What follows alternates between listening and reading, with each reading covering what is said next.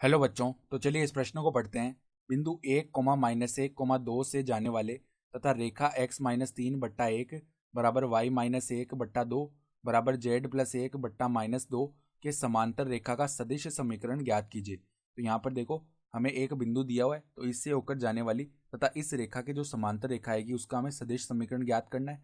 तो प्रश्न में आगे बढ़ने से पहले इस प्रश्न से संबंधित जो मुख्य उदाहरण है उसकी हम चर्चा कर लेते हैं। तो देखो, मुख्य उदाहरण, यदि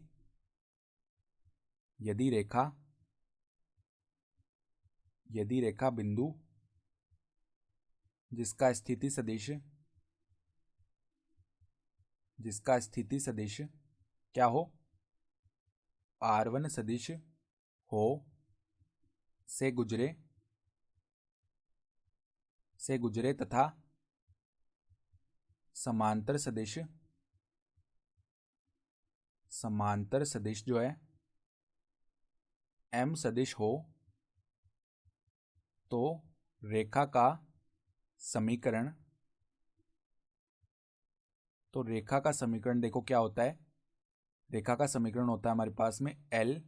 किस प्रकार लिखते हैं, देखो सदिश रूप में R सदिश बराबर में R1 सदिश प्लस में लैम्डा M सदिश। ठीक है, इस प्रकार लिखते हैं, जहाँ पे M सदिश क्या है, इस रेखा के समांतर सदिश है, और R1 सदिश जो है वो क्या है, ये रेखा जिस बिंदु से गुजर रही है उस बिंदु का स्थिति सदिश। तो R1 सदिश तो देखो सवाल में दिया हुआ ही है, हमें बिंदु दिया हुआ है, तो इसका स्थिति सदिश क्या हो जाएगा, I cap minus J cap plus में 2 के कैप।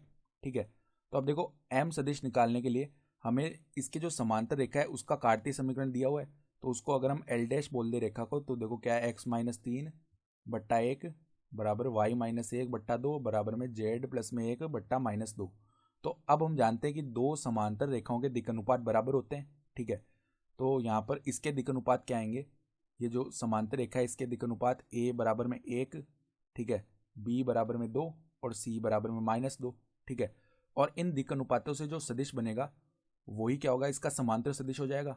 और दो समांतर रेखाओं के दिक् अनुपात और समांतर सदिश एक ही होते हैं, अर्थात हम बोल सकते हैं कि M सदिश का अगर हम मान लिखें तो क्या हो जाएगा, I कैप प्लस में 2 जे कैप माइनस 2 के कैप। ठीक है, तो अब देखो हमारे पास में जो अभिष्ट समीकरण क्या बनेगा, देखो R सदिश बराबर में R1 का मान क्या है, I cap minus J cap plus में 2 के कैप, ठीक है, प्लस में लेमडा गुणा में M सदिश का मान क्या है, I कैप प्लस में 2 जे कैप माइनस 2 के कैप। ये बन गया, और यही हमारा क्या हो जाएगा, अभिष्ट समीकरण भी आ जाएगा। तो आशा करता हूँ कि आपको ये प्रश्न समझ में आया होगा। धन्यवाद।